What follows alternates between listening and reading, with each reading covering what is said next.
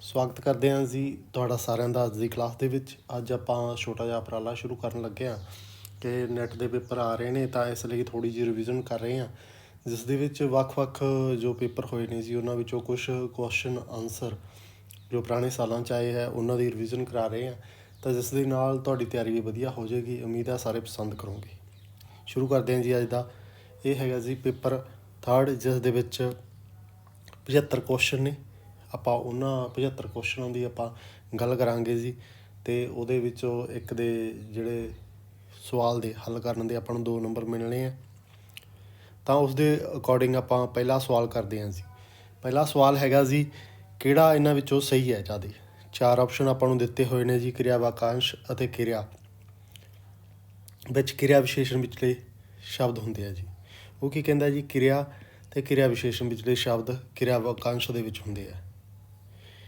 ਇਹ ਵਾਲਾ ਸਹੀ ਨਹੀਂ ਹੈ, ਠੀਕ ਹੈ ਜੀ। ਉਸ ਤੋਂ ਬਾਅਦ ਆਪਾਂ ਗੱਲ ਕਰਦੇ ਹਾਂ ਜੀ, ਕਿਰਿਆ ਵਾਕਾਂਸ਼ ਕੀ ਹੁੰਦਾ ਗਾ। ਉਹਦੇ ਵਿੱਚ ਕਿਰਿਆ ਤਾਂ ਹੁੰਦੀ ਹੈ, ਤਾਂ ਉਹਦੇ ਵਿੱਚ ਨਿਪਾਤ ਸ਼ਬਦ ਵੀ ਲਏ ਜਾਂਦੇ ਨੇ। ਤਾਂ ਇਹਦੀ ਆਪਾਂ ਗੱਲ ਕਰਦੇ ਹਾਂ, ਇਹ ਵਾਲਾ ਇਹਦਾ ਸਹੀ ਆਨਸਰ ਹੈਗਾ। ਅਤੇ ਇਸ ਤੋਂ ਬਾਅਦ ਆਪਾਂ ਦੇਖਦੇ ਹਾਂ ਤਾਂ ਨਾਮ ਵਿੱਚ ਕੇਵਲ ਨਾਮ ਅਤੇ ਵਿਸ਼ੇਸ਼ਣ ਸ਼ਬਦ ਹੀ ਵਿਚਰਦੇ ਹਨ। ਨਾਮ ਦੇ ਵਿੱਚ ਕਿਹੜੇ ਕਿਹੜੇ ਹੁੰਦੇ ਆ ਜੀ, ਉਹ ਤੁਸੀਂ ਦੇਖ ਲਿਓ। ਅਤੇ ਕਿਰਿਆ ਵਿਸ਼ੇਸ਼ਣ ਵਿੱਚ ਆਪਾਂ ਵਾਕਾਂਸ਼ ਸਾਰੇ ਸ਼ਬਦ ਵਿਚਰਦੇ ਆ, ਇਹ ਨਹੀਂ ਹੈ ਜੀ। ਕਿਰਿਆ ਵਿਸ਼ੇਸ਼ਣ ਦੇ ਵਿੱਚ ਹੋਰ ਚੀਜ਼ਾਂ ਵੀ ਆਉਂਦੀਆਂ ਨੇ। ਤਾਂ ਇਹਦਾ ਸਹੀ ਆਨਸਰ ਸੀਗਾ ਜੀ ਦੂਸਰਾ, ਕਿਰਿਆ ਵਾਕਾਂਸ਼ ਵਿੱਚ ਕਿਰਿਆ ਅਤੇ ਉਹਦੇ ਕਹਿ ਲਓ ਜੀ ਨਿਪਾਤ ਸ਼ਬਦ ਉਹ ਵਿਚਰਦੇ ਨੇ। ਦੂਜਾ ਸਵਾਲ ਹੈਗਾ ਜੀ, ਦੂਜੇ ਸਵਾਲ ਦੇ ਆਪਾਂ ਅਕੋਰਡਿੰਗ ਗੱਲ ਕਰ ਰਹੇ ਹਾਂ। ਤਾਂ ਦੂਜਾ ਸਵਾਲ ਹੈਗਾ ਜੀ, ਪੰਜਾਬੀ ਜਿਹੜੀ ਨਾਮ ਸ਼੍ਰੇਣੀ ਦੇ ਰੂਪਾਂਤਰ ਸ਼ਬਦ ਕਿਹੜੇ ਕਿਹੜੇ ਹੁੰਦੇ ਆ। ਨਾਮ ਦੀ ਆਪਾਂ ਗੱਲ ਕਰ ਰਹੇ ਹਾਂ, ਤਾਂ ਨਾਮ ਦੇ ਵਿੱਚ ਉਹ ਕਾਰਕ ਵਗੈਰਾ ਨਹੀਂ ਹੋਣਗੇ ਜੀ, ਠੀਕ ਹੈ। ਤਾਂ ਇਹਦਾ ਸਹੀ ਜਿਹਾ ਆਨਸਰ ਸੀਗਾ ਜੀ ਬਚਨ। ਬਚਨ ਮਤਲਬ ਉਹਦੇ ਆਪਾਂ ਗੱਲ ਕਰਦੇ ਹੁੰਦੇ ਹਾਂ ਬਚਨ ਅਤੇ ਕਾਰਕ ਦੇ ਨਾਲ ਸੰਬੰਧਿਤ ਹੈ, ਇਹ ਇਹਦਾ ਸਿੰਪਲ ਜਿਹਾ ਆਨਸਰ ਸੀਗਾ ਜੀ। ਜਦੋਂ ਆਪਾਂ ਤੀਜਾ ਸਵਾਲ ਦੀ ਗੱਲ ਕਰਦੇ ਹਾਂ ਜੀ, ਗ੍ਰਾਮ ਪੰਜਾਬੀ ਦੀਆਂ ਧੁਨੀ ਗ੍ਰਾਮਾਂ ਦੇ ਆਧਾਰ 'ਤੇ ਨਾਸਕੀ ਸਵਰ ਕਿਹੜੇ ਹੁੰਦੇ ਨੇ ਜੀ। ਨਾਸਕੀ ਸਵਰ ਇਕੱਲਾ ਹੁੰਦਾ ਜੀ, ਫਿਰ ਤਾਂ ਹੁੰਦੇ ਸੀ 5। ਜਦੋਂ ਇਹਨਾਂ ਨੇ ਧੁਨੀ ਗ੍ਰਾਮ ਦੇ ਆਧਾਰ 'ਤੇ ਕਹਿਤਾ ਜੀ, ਇਹਦੇ ਡਬਲ ਹੋ ਜਾਣਗੇ ਜੀ, ਇਹ ਹੋ ਜਾਣਗੇ 10। ਉਸ ਤੋਂ ਬਾਅਦ ਨੇ ਸ਼ਬਦ ਕਿਹੜੀ ਭਾਸ਼ਾ ਵੰਨਗੀ ਦੇ ਵਿੱਚ ਸਹਾਇਕ ਕਿਰਿਆ ਅਤੇ ਸੰਬੰਧਕ ਵਜੋਂ ਵਰਤਿਆ ਜਾਂਦਾ ਗਾ ਜੀ। ਨੇ ਸ਼ਬਦ ਕਿਹੜੇ ਕਿਹੜੇ 'ਚ ਹੋ ਸਕਦਾ ਜੀ, ਇਹ ਮਾਝੀ ਦੇ ਵਿੱਚ ਵਰਤਿਆ ਜਾਂਦਾ, ਤੁਸੀਂ ਸਾਰਿਆਂ ਨੂੰ ਦੱਸਿਆ ਹੀ ਹੋਇਆ ਗਾ। ਉਹਦੇ ਵਿੱਚ ਡਿਟੇਲ ਸ਼ਬਦ ਕੁਛ ਨਾ ਕੁਛ ਆਪਾਂ ਅਖੀਰ 'ਤੇ ਸ਼ਬਦ ਬੋਲਦੇ ਹਾਂ ਉਚਾਰਨ ਕਰਦੇ ਸਮੇਂ, ਨੇ ਸ਼ਬਦ ਉਹਨਾਂ ਦੁਆਰਾ ਉਚਾਰਨ ਕੀਤਾ ਜਾਂਦਾ। ਮੁੰਡੇ ਦਾ ਮਾਮਾ, ਠੀਕ ਹੈ ਜੀ। ਇਹਦੇ ਵਿੱਚ ਵਾਕਾਂਸ਼ ਕਿਸ ਪੱਧਰ ਦਾ ਜੀ। ਦਾ ਸ਼ਬਦ ਦੋਨਾਂ ਦਾ ਸੰਬੰਧ ਜੋੜ ਰਿਹਾ, ਮੁੰਡੇ ਦੇ ਅਤੇ ਮਾਮੇ ਦਾ। ਇਹ ਕੀ ਹੋ ਗਿਆ ਜੀ, ਸੰਬੰਧਕੀ ਕਾਰਕ ਹੋ ਗਿਆ। ਇਹ ਉਹਦੀ ਕਿਰਿਆ ਹੈਗੀ ਆ, ਭਾਵ ਦਾ ਸ਼ਬਦ ਕੀ ਕਰ ਰਿਹਾ, ਇਹਨਾਂ ਨੂੰ ਆਪਸ ਵਿੱਚ ਜੋੜ ਰਿਹਾ, ਤਾਂ ਸੰਬੰਧਕ ਹੋ ਗਿਆ ਜੀ। ਸੰਬੰਧਕ ਵਾਚਕ ਜਿਹੜੀ ਹੈਗੀ ਆ ਉਹ ਵਾਲੀ ਪ੍ਰੋਸੈਸ ਦੇ ਵਿੱਚ ਇਹਨੂੰ ਲੈ ਸਕਦੇ ਹਾਂ। ਉਸ ਤੋਂ ਬਾਅਦ 6ਵੇਂ ਸਵਾਲ ਦੀ ਆਪਾਂ ਗੱਲ ਕਰਦੇ ਹਾਂ ਜੀ। ਇਸ ਵਿੱਚ ਮੁੰਡੇ ਨੇ 6ਵੇਂ ਸਵਾਲ ਦੀ ਆਪਾਂ ਗੱਲ ਕਰਦੇ ਹਾਂ, ਉਸ ਨੇ ਮੁੰਡੇ ਨੂੰ ਮਾਰਿਆ ਜੀ। ਕਿਸ ਪੱਧਰ ਦਾ ਇਹ ਵਿਆਕਰਨਿਕ ਮੇਲ ਹੈ। ਕਹਿ ਲਓ ਜੀ ਕਰਤਾ ਅਤੇ ਕਿਰਿਆ। ਕਰਤਾ ਤੋਂ ਇਲਾਵਾ ਵੀ ਹੈ ਜੀ, ਨੇ ਵਗੈਰਾ ਵੀ ਹੈ।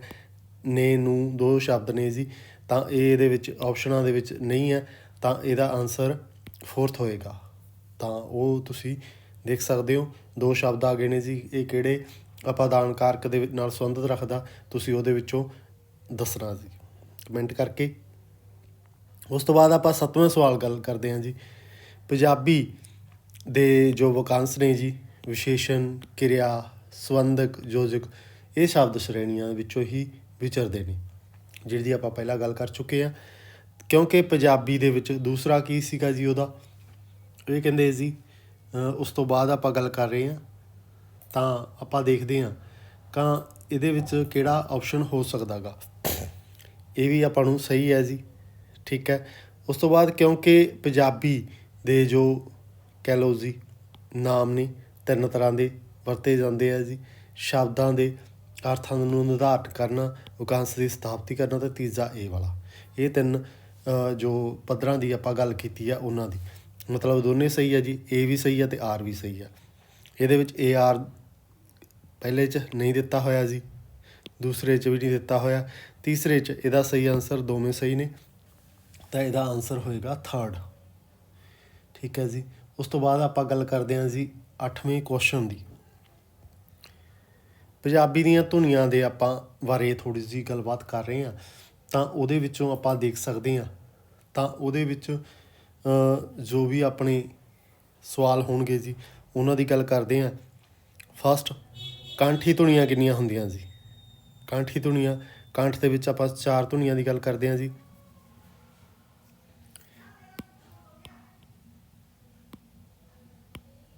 ਚਾਰ ਧੁਨੀਆਂ ਨੇ। ਠੀਕ ਹੈ ਜੀ। ਇਸ ਨੂੰ ਆਪਾਂ ਮੈਚ ਕਰ ਦਿੰਦੇ ਹਾਂ। ਸੰਘੋਸ਼, ਅਲਪ ਪ੍ਰਾਣ, ਇਹ ਕਿੰਨੀਆਂ ਗਈਆਂ ਜੀ? 5। ਉਹਨਾਂ ਦੀ ਆਪਾਂ ਗੱਲ ਕਰਦੇ ਹਾਂ। ਉਸ ਤੋਂ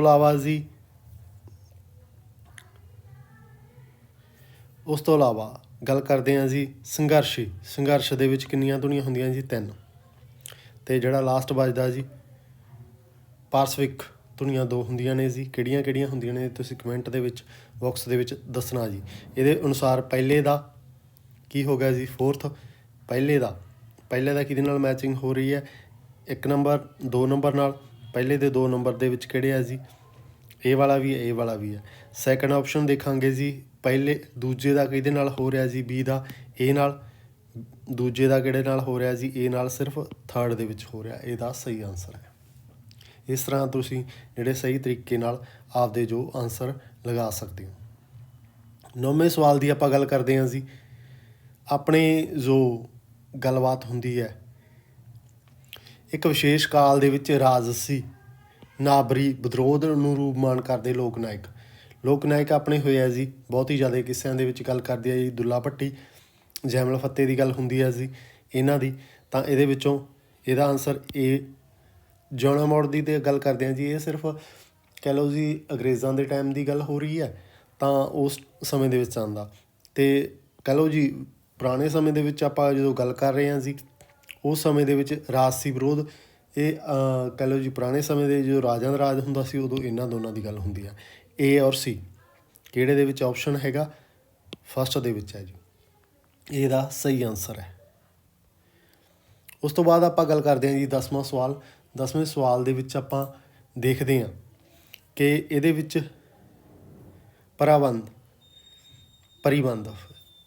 ਪਰਿਬੰਧ ਜੋ ਸ਼ਬਦ ਹੁੰਦਾ ਜੀ, ਕਿਸ ਤਰ੍ਹਾਂ ਤੋਂ ਕਿੱਥੋਂ ਆਪਾਂ ਪਰੀ ਨੂੰ ਬੰਦ ਕਰ ਸਕਦੇ ਹਾਂ? ਠੀਕ ਹੈ, ਉਹਦੀਆਂ ਬਾਹਾਂ ਫੜ ਕੇ ਹੀ ਹੋ ਸਕਦਾ। ਠੀਕ ਹੈ, ਇਹਦੀ ਮੈਚਿੰਗ ਕੀ ਹੋ ਸਕਦੀ ਹੈ ਜੀ? ਗਹਿਣੇ ਨੇ ਜੋ ਇਹ ਬਾਂਹ ਦੇ ਨਾਲ ਸੰਬੰਧਿਤ ਹੋ ਸਕਦਾ। ਠੀਕ ਹੈ,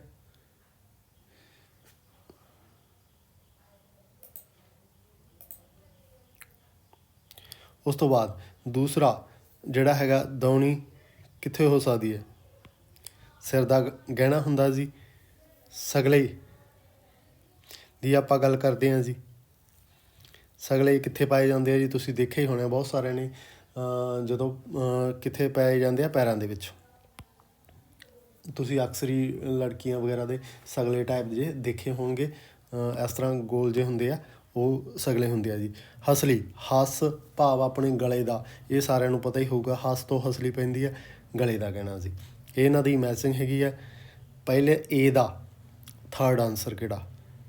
ਜਦੋਂ ਆਪਾਂ ਏ ਦੇ ਵਿੱਚ ਦੇਖਾਂਗੇ, ਏ ਦੇ ਵਿੱਚ 3rd ਆਨਸਰ ਕਿਹੜੇ 'ਚ ਹੈ? ਇਹਦੇ 'ਚ ਹੈ, ਹੋਰ ਕਿਸੇ 'ਚ ਨਹੀਂ। ਤਾਂ ਇਹਦਾ ਸਹੀ ਆਨਸਰ ਏ ਵਾਲਾ ਬਣ ਜਾਏਗਾ। ਇਹਦਾ ਬੀ ਆਨਸਰ ਭਾਵ ਦੂਜਾ ਆਨਸਰ ਇਹਦਾ ਸਹੀ ਮੰਨਿਆ ਜਾਏਗਾ। ਸਵਾਲ ਨੰਬਰ 11 ਦੀ ਗੱਲ ਕਰਦੇ ਹਾਂ ਜੀ, ਜਿਸ ਵਿੱਚ ਆਪਾਂ ਗੱਲਬਾਤ ਕਰ ਰਹੇ ਹਾਂ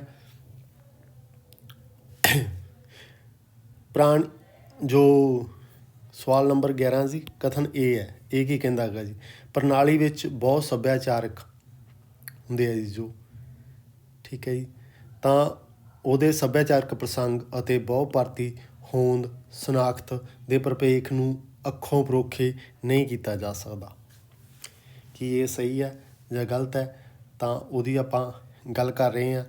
ਤਾਂ ਉਹਦੇ ਵਿੱਚ ਵੇਖਦੇ ਹਾਂ ਤੁਹਾਡਾ ਆਨਸਰ ਕੀ ਆ। ਥੋੜ੍ਹਾ ਜਿਹਾ ਮੈਂ ਸੋਚ ਕੇ ਤੁਸੀਂ ਆਨਸਰ ਦਿਓ, ਕਿ ਥੋੜ੍ਹਾ ਜਿਹਾ ਟਾਈਮਿੰਗ ਦੇਵਾਂਗਾ ਤੁਹਾਨੂੰ ਸੋਚਣ ਦੇ ਲਈ।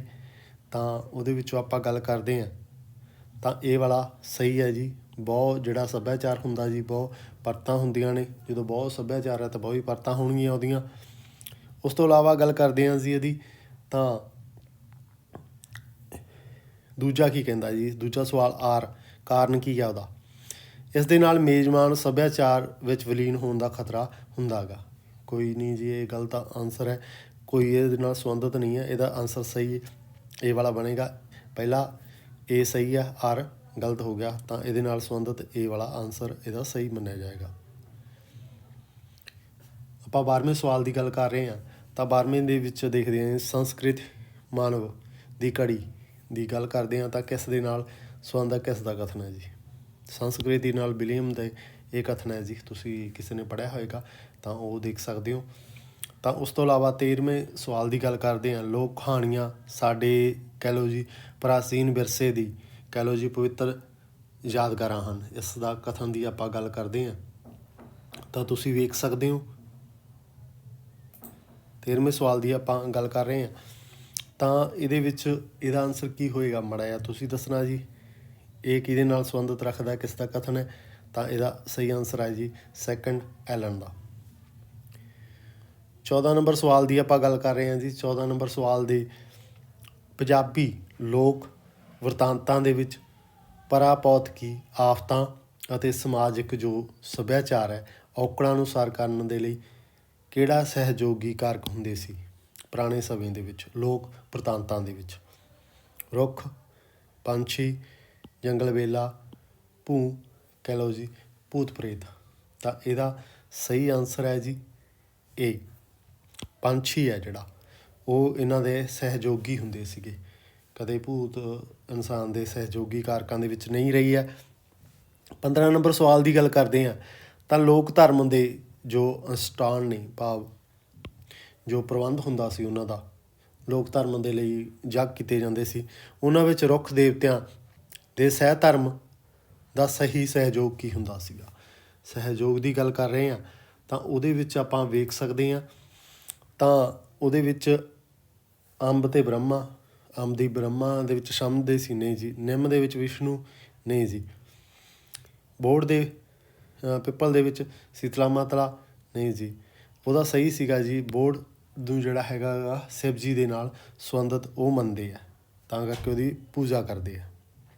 16ਵੇਂ ਸਵਾਲ ਦੀ ਆਪਾਂ ਗੱਲ ਕਰ ਰਹੇ ਹਾਂ, ਤਾਂ ਇਸ ਦੇ ਵਿੱਚ ਕਹਿ ਲਓ ਜੀ ਕਿਸ ਵਿਦਵਾਨ ਨੇ ਬਾਬਾ ਫਰੀਦ ਜੀ ਨੂੰ ਪੰਜਾਬੀ ਕਵਿਤਾ ਦਾ ਜੀ ਚਾਂਸਲਰ ਕਿਹਾ ਹੈ। ਮੋਹਨ ਸਿੰਘ ਦੀਵਾਨਾ, ਦਵਿੰਦਰ ਸਿੰਘ, ਦੀਵਾਨ ਸਿੰਘ ਅਤੇ ਸਾਧੂ ਰਾਮ ਸਾਰਦਾ। ਇਹਦੇ ਵਿੱਚੋਂ ਸਹੀ ਆਨਸਰ ਹੈ ਜੀ ਦੀਵਾਨ ਸਿੰਘ ਨੇ ਉਹਨਾਂ ਨੂੰ ਕਿਹਾ ਸੀਗਾ।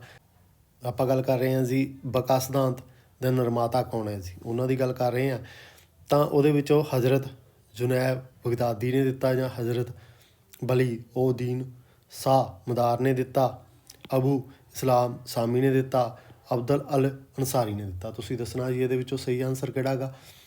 ਤਾਂ ਇਹਦਾ ਸਹੀ ਆਨਸਰ ਜੀ ਫਸਟ ਬਗਦਾਦੀ ਨੇ ਇਹ ਦਿੱਤਾ ਸੀਗਾ ਬਕਾ ਦਾ ਸਿਧਾਂਤ। 18ਵੇਂ ਸਵਾਲ ਦੀ ਆਪਾਂ ਗੱਲ ਕਰਦੇ ਹਾਂ, ਕਥਨ ਦੀ ਗੱਲ ਹੈਗੀ ਆ 18ਵੇਂ ਸਵਾਲ ਦੇ ਵਿੱਚ, ਤਾਂ ਉਸ ਦੇ ਵਿੱਚ ਕੀ ਕਰ ਰਹੇ ਆ ਜੀ। ਪਹਿਲਾ ਕਥਨ ਕੀ ਕਹਿੰਦਾ ਹੈਗਾ, ਸੂਫੀ ਜੋ ਕਾਵ ਦੇ ਵਿੱਚ ਪ੍ਰੇਮ ਰਾਹੀਂ ਪਰਮਾਤਮਾ ਦੀ ਪ੍ਰਾਪਤੀ ਦਾ ਸਿਧਾਂਤ ਅਪਣਾਇਆ ਗਿਆ।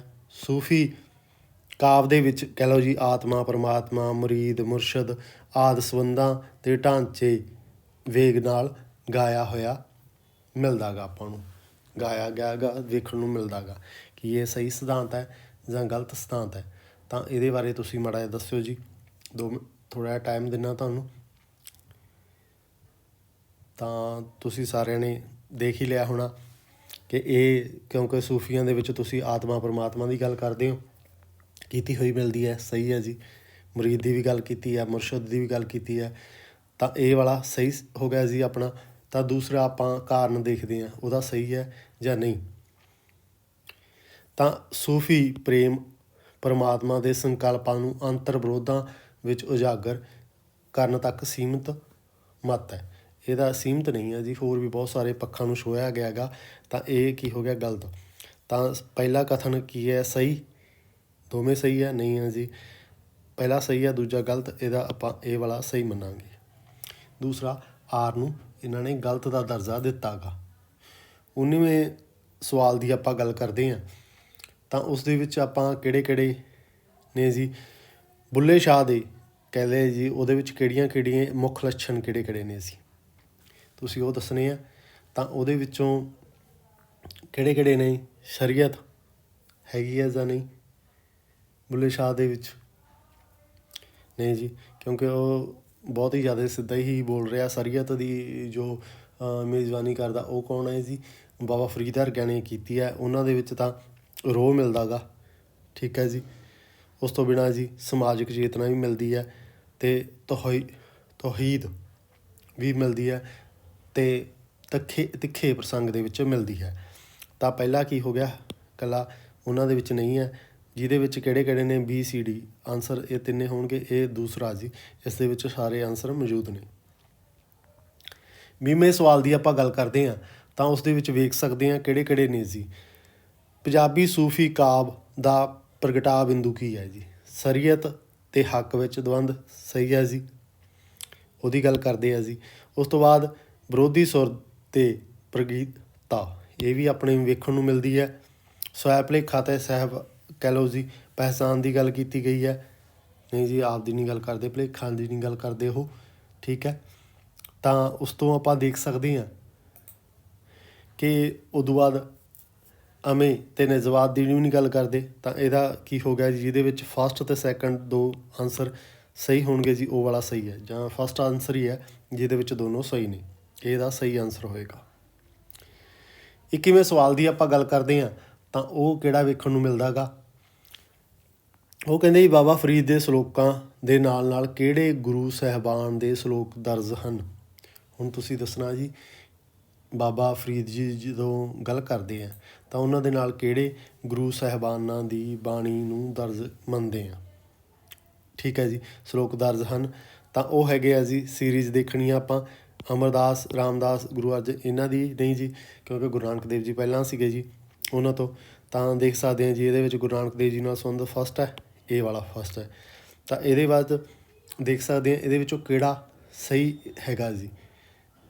ਤਾਂ ਉਹਦੇ ਵਿੱਚੋਂ ਆਪਾਂ ਦੇਖਦੇ ਹਾਂ ਜਦੋਂ ਗੁਰੂ ਨਾਨਕ ਦੇਵ ਜੀ, ਅਮਰਦਾਸ ਜੀ, ਰਾਮਦਾਸ ਜੀ, ਅਰਜਨ ਦੇਵ ਜੀ, ਇਹਨਾਂ ਦੇ ਨਾਲ ਸੰਬੰਧਿਤ ਇਹ ਵਾਲੀ ਤਰਜ਼ ਦੇ ਨਾਲ ਮਿਲਦੇ ਨੇ, ਠੀਕ ਹੈ ਜੀ। ਇਹਦਾ ਸਹੀ ਆਨਸਰ ਇਹ ਵਾਲਾ ਗਾ। ਗੁਰੂ ਗ੍ਰੰਥ ਸਾਹਿਬ ਵਿੱਚ ਦਰਜ ਕਿਹੜੀ ਬਾਣੀ ਰਾਗ ਦੇ ਵਿੱਚ ਹੈ ਜੀ? ਰਾਗਾਂ ਦੀ ਆਪਾਂ ਗੱਲ ਕਰਦੇ ਹਾਂ ਅਤੇ ਰਾਗ ਕਿਹੜੇ ਕਿਹੜੇ ਨੇ ਜੀ ਉਹਦੇ ਵਿੱਚ ਵਰਤੇ ਗਏ, ਉਹਨਾਂ ਦੀ ਗੱਲ ਕਰਾਂਗੇ। ਤਾਂ ਉਹ ਹੈਗੀ ਹੈ ਜੀ 7, ਠੀਕ ਹੈ। ਉਸ ਤੋਂ ਬਾਅਦ ਆਪਾਂ ਗੱਲ ਕਰਦੇ ਹਾਂ ਜੀ 23ਵਾਂ, ਉਸ ਦੇ ਵਿੱਚ ਕੁਛ ਉਹਨਾਂ ਨੇ ਜੀ ਦਿੱਤੇ ਆਪਾਂ ਨੂੰ ਸਵਾਲ ਉਹਦੇ ਵਿੱਚੋਂ। ਤਾਂ ਫਸਟ ਹੈਗਾ ਜੀ ਕੋਈ ਬੋਲੇ ਰਾਮ ਰਾਮ, ਕੋਈ ਖੁਦਾਏ, ਗੁਰੂ ਅਰਜਨ ਦੇਵ ਜੀ ਦੇ ਨਾਲ ਸੰਬੰਧਿਤ ਹੈ। ਭਗਤ ਕਬੀਰ ਜੀ ਦੇ ਨਾਲ ਸੰਬੰਧਿਤ ਹੈ। ਗੁਰੂ ਤੇਗ ਬਹਾਦਰ ਜੀ ਨਾਲ ਸੰਬੰਧਿਤ ਹੈ। ਰਾਮਦੇਵ ਜੀ ਨਾਲ। ਇਹਨਾਂ ਬਾਣੀਆਂ ਵਿੱਚੋਂ ਬਾਣੀਆਂ ਦੇ ਰਚੇਤਾ ਦਾ ਸੁਮੇਲ ਹੁੰਦਾ ਜਾਂ ਨਹੀਂ?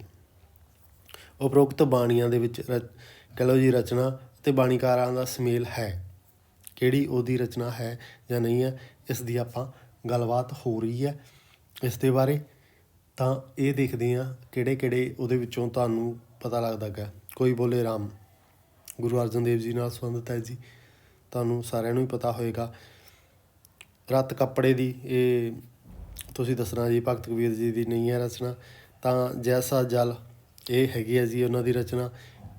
ਪਹਿਲਾ ਏ ਹੋ ਗਿਆ, ਬੀ ਨਹੀਂ ਹੈ, ਸੀ ਹੋ ਗਿਆ ਜੀ ਆਨਸਰ। ਤਾਂ ਇਹਦੇ ਵਿੱਚੋਂ ਏ ਵੀ ਉਹਨਾਂ ਨਾਲ ਸੰਬੰਧਿਤ ਨਹੀਂ ਹੈ। ਏ ਅਤੇ ਸੀ ਕਿਹੜੇ 'ਚ ਆਨਸਰ ਹੈ ਜੀ ਤੁਹਾਡੇ 'ਚ? ਫਸਟ ਏ ਦਾ ਸਹੀ ਆਨਸਰ ਹੈ। ਉਸ ਤੋਂ ਬਾਅਦ 24 ਨੰਬਰ ਸਵਾਲ ਦੀ ਆਪਾਂ ਗੱਲ ਕਰਦੇ ਹਾਂ, ਜਿਸ ਦੇ ਵਿੱਚ ਗੱਲਬਾਤ ਕੀਤੀ ਹੋਈ ਹੈ ਜੀ ਗੁਰਬਾਣੀ ਦੇ ਜੋ ਕਾਵਿ ਸੰਦਾਂ ਦੇ ਆਧਾਰ 'ਤੇ ਕਹਿ ਲਓ ਜੀ ਮੂਲਕ ਤੱਤ ਹਨ। ਮੂਲਕ ਤੱਤ ਕਿਹੜੇ ਕਿਹੜੇ ਆ ਜੀ ਉਹਨਾਂ ਦੀ ਆਪਾਂ ਗੱਲਬਾਤ ਕਰ ਰਹੇ ਹਾਂ। ਤਾਂ ਉਹਨਾਂ ਵਿੱਚੋਂ ਦੇਖ ਸਕਦੇ ਹੋ ਤੁਸੀਂ। ਤਾਂ ਉਹਦੇ ਵਿੱਚੋਂ ਸਭ ਤੋਂ ਪਹਿਲਾਂ ਹੁੰਦਾ ਜੀ ਬਾਣੀ ਦੇ ਵਿੱਚ ਕੀ ਸ਼ਾਮਲ ਹੈ? ਸੰਦਬੱਧਤਾ ਨਹੀਂ ਹੈ, ਇਹ ਚੀਜ਼ਾਂ ਨਹੀਂ ਹੈ, ਪੁਰਾਣਿਕ ਆਧਾਰ ਨਹੀਂ ਹੈ, ਗਿਆਨ ਸ਼ਾਸਤਰ ਹੈ ਜੀ ਉਹਦੇ ਵਿੱਚ। ਇਹ ਵਾਲਾ ਸਹੀ ਉਹਦਾ ਗੱਲ ਕਰਦੇ ਆ ਜੀ, ਗਿਆਨ ਸ਼ਾਸਤਰ ਦੀ ਗੱਲ ਕਰਦੇ ਆ। ਉਦੋਂ ਬਾਅਦ 25 ਨੰਬਰ ਸਵਾਲ ਦੀ ਆਪਾਂ ਗੱਲ ਕਰੀਏ ਤਾਂ ਉਹਦੇ ਵਿੱਚ ਕਿਸ ਬਾਣੀਕਾਰ ਦੇ ਕਾਵਿ ਰੂਪ ਨੂੰ ਰਚਨਾ ਦੇ ਵਿੱਚ ਕਹਿ ਲਓ ਜੀ ਰਚਨਾ ਨਹੀਂ ਕੀਤੀ ਗਈ? ਕਿਸ ਬਾਣੀਕਾਰ ਨੇ ਜੀ ਵਾਰ ਦੇ ਕਾਵਿ ਰੂਪ ਵਿੱਚ ਰਚਨਾ ਨਹੀਂ ਕੀਤੀ? ਆਪਾਂ ਨੂੰ 4 ਆਪਸ਼ਨ ਦਿੱਤੇ ਗਏ ਨੇ ਜੀ। ਬਾਕੀਆਂ ਨੇ ਵਾਰ ਦੇ ਵਿੱਚ ਰਚਨਾ ਕੀਤੀ ਹੈ ਤਾਂ ਗੁਰੂ ਤੇਗ ਬਹਾਦਰ ਜੀ ਨੇ ਜੋ ਰਚਨਾ ਕੀਤੀ ਹੈ ਬਾਰ ਦੇ ਵਿੱਚ ਨਹੀਂ ਕੀਤੀ ਹੈ ਜੀ। ਉਹਦਾ ਕਾਰਨ ਨਹੀਂ ਜੀ, ਤੁਸੀਂ ਦੱਸਣਾ ਇਹਦਾ ਕੀ ਕਾਰਨ ਹੈ। ਹਾਂਜੀ, ਉਸ ਤੋਂ ਬਾਅਦ ਆਪਾਂ 26 ਨੰਬਰ ਸਵਾਲ ਦੀ ਆਪਾਂ ਗੱਲ ਕਰੀਏ ਤਾਂ ਉਹ ਵੇਖ ਸਕਦੇ ਹਾਂ ਕਿਹੜਾ ਜੀ। ਇਹਦੇ ਵਿੱਚ ਅੰਤਰ ਕਹਿ ਲਓ ਜੀ ਮਤ ਸੰਵਾਦ ਮੁੱਖ ਬਾਣੀਕਾਰ ਕਿਹਦੇ ਵਿੱਚ ਹੈ ਜੀ। ਕਿਹੜੀ ਮੁੱਖ ਹੈਗੀ ਆ ਜੀ ਅੰਤਰ ਸੰਵਾਦ ਨਾਲ ਸੰਬੰਧਿਤ। ਅੰਤਰ ਸੰਵਾਦ ਕੀ ਹੁੰਦਾ ਜੀ? ਕਿਸੇ ਨਾਲ ਵਿਚਾਰ ਚਰਚਾ। ਜਪਜੀ ਸਾਹਿਬ 'ਚ ਕਿਸੇ ਨਾਲ ਵਿਚਾਰ ਚਰਚਾ ਨਹੀਂ ਹੈ, ਆਸਾ ਦੀ ਵਾਰ 'ਚ ਵੀ ਨਹੀਂ, ਬਾਵਨ ਅੱਖਰੀ 'ਚ ਵੀ ਨਹੀਂ, ਇਕੱਲਾ ਸਿੱਧ ਗੋਸ਼ਟ ਦੇ ਨਾਲ ਵਿੱਚ ਜੋ ਗੋਸ਼ਟਾਂ ਹੋਊਗਾ ਸੀ ਵਿਚਾਰ ਚਰਚਾ ਉਹਨਾਂ ਦੇ ਵਿੱਚ ਹੋਈ ਸੀ। ਇਹਦਾ ਸਹੀ ਆਨਸਰ ਹੈ ਜੀ। 27 ਨੰਬਰ ਸਵਾਲ ਦੀ ਆਪਾਂ ਗੱਲ ਕਰਦੇ ਹਾਂ ਤਾਂ ਉਹਦੇ ਵਿੱਚ ਕੀ ਦੇਖ ਸਕਦੇ ਹਾਂ ਤਾਂ ਉਹਦੇ ਵਿੱਚੋਂ ਫਸਟ ਹੈਗਾ ਜੀ ਤਾਂ ਬਾਣੀ ਦੀ ਸੰਰਚਨਾ ਨੂੰ ਕੁਝ ਪ੍ਰਕਾਰ ਇਸ ਪ੍ਰਕਾਰ ਦੀ ਹੈ ਕਿ ਇੱਕੋ ਜਿਹੇ ਸ਼ਬਦ ਲੋਕ ਪ੍ਰਲੋਕ ਦਾ ਸੰਯੁਕਤ ਵਰਣਨ ਕਰਦੇ ਨੇ। ਖੰਡਾਂ ਦਾ ਅਧਿਐਨ ਵੇਲੇ ਦੋਹਾਂ ਵਿੱਚੋਂ ਇੱਕ ਨੂੰ ਪਰੋਖੇ ਹੋ ਜਾਵੇਗਾ। ਦੋਨਾਂ ਚੀਜ਼ਾਂ ਨੂੰ ਇਹਦੇ ਵਿੱਚ ਵਰਣਨ ਮਿਲਦਾ ਜੀ ਲੋਕ ਪ੍ਰਲੋਕ ਦਾ। ਸਹੀ ਹੈ ਜੀ ਇਹ ਵੀ ਆਪਾਂ ਨੂੰ ਬਾਣੀ ਦੇ ਦੁਜੈਲੇ ਸਰੋਤਾਂ ਨੂੰ ਕਦੇ ਨਹੀਂ ਕਰਨਾ ਚਾਹੀਦਾ ਜੀ। ਜੋ ਗੁਰਬਾਣੀ ਦੇ ਦੁਜੈਲੇ ਸਰੋਤਾਂ ਤੋਂ ਕਦੇ ਪ੍ਰਾਪਤ ਨਹੀਂ ਕਰਨਾ ਚਾਹੀਦਾ। ਹੋ ਸਕੇ ਤਾਂ ਜੀ ਦੁਜੈਲੇ ਸਰੋਤਾਂ ਵਿੱਚ ਰਚਨਾ ਦਾ ਖੰਡ ਮਾਤਰ ਹੀ ਪੇਸ਼ ਹੁੰਦੇ ਆ। ਭਾਵ ਉਹਨਾਂ ਨੇ ਇਹ ਗੱਲ ਕਹਿਣ ਦੀ ਕੋਸ਼ਿਸ਼ ਕੀਤੀ ਹੈ ਕਿ ਬਾਣੀ ਸਿੱਧੀ ਆਪਾਂ ਨੂੰ ਬਾਣੀ ਭਾਵ ਗੁਰੂ ਗ੍ਰੰਥ ਸਾਹਿਬ ਤੋਂ ਦੇਖ ਸਕਦੇ ਹਾਂ। ਜਿਹੜੇ ਉਹਦੇ ਦੂਜੇ ਨੇ ਹੋਰ ਜੋ ਆਪਣੀਆਂ ਰਚਨਾਵਾਂ ਵੇਖਣ ਨੂੰ ਮਿਲਦੀਆਂ ਨੇ ਉੱਥੋਂ ਉਹਨਾਂ ਵਿੱਚ ਕੁਛ ਨਾ ਕੁਛ ਕਹਿ ਲਓ ਜੀ ਮਿਕਸਅਪ ਹੋਈ ਮਿਲਦੀ ਹੈ ਬਾਣੀ ਦੇ। ਤਾਂ ਕੋਸ਼ਿਸ਼ ਕਰੋ ਤਾਂ ਉੱਥੋਂ ਹੀ ਦੇਖੋ। ਇਹ ਇਹਨਾਂ ਨੇ ਕਿਹਾ ਗਾ ਕਿ ਬਾਣੀ ਸਿਰਫ ਤੁਸੀਂ ਉੱਥੋਂ ਇੱਕ ਥਾਂ ਤੋਂ ਹੀ ਦੇਖ ਸਕਦੇ ਹੋ, ਨਹੀਂ ਉਹਦੇ ਵਿੱਚ ਮਿਕਸਅਪ ਹੋਈ ਹੈ। ਇਸੇ ਕਰਕੇ ਗੁਰੂ ਗ੍ਰੰਥ ਸਾਹਿਬ ਦੀ ਬਾਣੀ ਨੂੰ ਸਹੀ ਤਰੀਕੇ ਨਾਲ ਰੱਖਣ ਲਈ ਉਹਦਾ ਕਹਿ ਲਓ ਜੀ ਸੰਕਲਨ ਕੀਤਾ ਗਿਆ ਸੀ, ਸੰਪਾਦਨਾ ਕੀਤੀ ਗਈ ਸੀ। ਤਾਂ ਇਹਦੇ ਵਿੱਚ ਦੋਨੇ ਸਹੀ ਨੇ, ਤਾਂ ਇਹਦੇ ਵਿੱਚ ਦੋਵੇਂ ਸਹੀ ਸ਼ਬਦ ਨੰਬਰ 1 'ਤੇ ਆਪਾਂ ਨੂੰ ਮਿਲਦੇ ਆ। 28 ਨੰਬਰ ਸਵਾਲ ਦੀ ਆਪਾਂ ਗੱਲ ਕਰਦੇ ਹਾਂ ਤਾਂ ਉਹਦੇ ਵਿੱਚ ਕੀ ਵੇਖ ਸਕਦੇ ਹਾਂ ਤਾਂ ਉਹਦੇ ਵਿੱਚ ਵੇਖ ਸਕਦੇ ਹਾਂ ਇਹਨਾਂ ਦਾ ਭਾਵ ਆਪਾਂ ਨੂੰ ਕੁਛ ਮੇਲ ਕਰਨ ਲਈ ਕਿਹਾ ਗਿਆ ਜੋ ਗੁਰਬਾਣੀ ਦੇ ਵਿਆਕਰਨਕਾਰਾਂ ਦਾ। ਠੀਕ ਹੈ ਜੀ, ਇੱਧਰ ਰਾਈਟਰ ਦਿੱਤੇ ਹੋਏ ਨੇ ਆਪਾਂ ਨੂੰ, ਇੱਧਰੋਂ ਉਹਨਾਂ ਦੇ ਭਾਵ ਵਿਆਕਰਨ ਨਾਲ ਸੰਬੰਧਿਤ ਹੈਗੇ ਆ ਜੀ। ਗੁਰਬਾਣੀ ਦਾ ਜੋ ਵਿਆਕਰਨ ਹੈ ਜੀ, ਆਪਾਂ ਗੱਲ ਕਰੀਏ ਗੁਰਬਾਣੀ ਦਾ ਵਿਆਕਰਨ ਤਾਂ ਉਹ ਕਿਹਦੇ ਨਾਲ ਆਈ ਜੀ? ਪ੍ਰੋਫੈਸਰ ਸਾਹਿਬ ਸਿੰਘ ਦੇ ਨਾਲ ਸੰਬੰਧਿਤ ਹੈ। ਠੀਕ ਹੈ, ਤਾਂ ਉਸ ਤੋਂ ਬਾਅਦ ਆਪਾਂ ਗੱਲ ਕਰਦੇ ਹਾਂ ਜੀ ਗੁਰਬਾਣੀ ਦਾ ਸਰਲ ਵਿਆਕਰਨ ਬੋਧ। ਇਹ ਜੀ ਜੋਗਿੰਦਰ ਸਿੰਘ ਤਲਵਾੜਾ ਦੀ ਨਾਲ ਸੰਬੰਧਿਤ ਹੈ। ਉਸ ਤੋਂ ਬਾਅਦ ਆਪਾਂ ਗੱਲ ਕਰਦੇ ਹਾਂ ਜੀ ਗੁਰਬਾਣੀ ਦਾ ਭਾਸ਼ਾ ਭਾਵ ਅਤੇ ਵਿਆਕਰਨ। ਇਹ ਹੈਗਾ ਜੀ ਡਾਕਟਰ ਹਰਕੀਰਤ ਦੇ ਨਾਲ ਸੰਬੰਧਿਤ। ਅਤੇ ਉਦੋਂ ਬਾਅਦ ਨਵੀਨ ਦਾ ਆਪਾਂ ਗੱਲ ਕਰਦੇ ਹਾਂ ਜੀ, ਇਹ ਕਿਹਦੇ ਨਾਲ ਸੰਬੰਧਿਤ ਹੈ ਜੀ? ਪ੍ਰਿੰਸੀਪਲ ਜੋ ਹਰਬੰਸ ਨੇ ਜੀ ਉਹਨਾਂ ਦੇ ਨਾਲ ਸੰਬੰਧਿਤ ਹੈ। ਤਾਂ ਇਹਦੇ ਨਾਲ ਸਹੀ ਆਨਸਰ ਕੀ ਬਣ ਜਾਏਗਾ ਜੀ? ਏ ਦਾ ਕਿਹੜਾ ਜੀ 2, ਇਹਦੇ 2 ਵਾਲੇ ਇਹ ਨੇ ਦੋਨੇ। ਤਾਂ ਬੀ ਦੇ ਵਿੱਚ ਕਿਹੜਾ ਜੀ? ਬੀ ਦਾ ਤੀਜਾ, ਇਹ ਵੀ ਹੈ ਜੀ ਬੀ ਦਾ ਤੀਜਾ। ਤਾਂ ਉਸ ਤੋਂ ਬਾਅਦ ਥਰਡ ਦੇਖਦੇ ਹਾਂ, ਥਰਡ ਦੇ ਵਿੱਚ 1, ਤਾਂ 1 ਦੇ ਵਿੱਚ ਕਿਹੜਾ ਜੀ? ਫਸਟ 1 ਵਾਲਾ ਇਹ ਦਾ ਸਹੀ ਆਨਸਰ ਹੈ। ਉਸ ਤੋਂ ਬਾਅਦ ਆਪਾਂ ਗੱਲ ਕਰਦੇ ਹਾਂ ਜੀ 29 ਨੰਬਰ ਸਵਾਲ ਦੀ।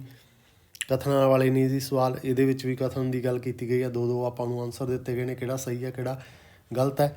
29 ਨੰਬਰ ਸਵਾਲ ਦੀ ਆਪਾਂ ਗੱਲ ਕਰ ਰਹੇ ਹਾਂ ਤਾਂ ਇਹਦੇ ਵਿੱਚੋਂ ਫਸਟ ਕੀ ਕਹਿੰਦੇ ਆ ਜੀ? ਉਹ ਕੀ ਕਹਿੰਦੇ ਆ ਜੀ? ਵਿਅਕਤੀ ਅਤੇ ਪਰਿਵਾਰ ਦੀ ਟੱਕਰ ਪੰਜਾਬੀ ਕਿੱਸਾ ਦਾ ਕਹਿ ਲਓ ਜੀ ਅਜਿਹਾ ਲੱਸਣ ਹੈ ਜਿਸ ਦੇ ਬਿਨਾਂ ਇਹਨਾਂ ਦੀ ਕਲਪਨਾ ਵੀ ਸੰਭਵ ਨਹੀਂ ਸੀ।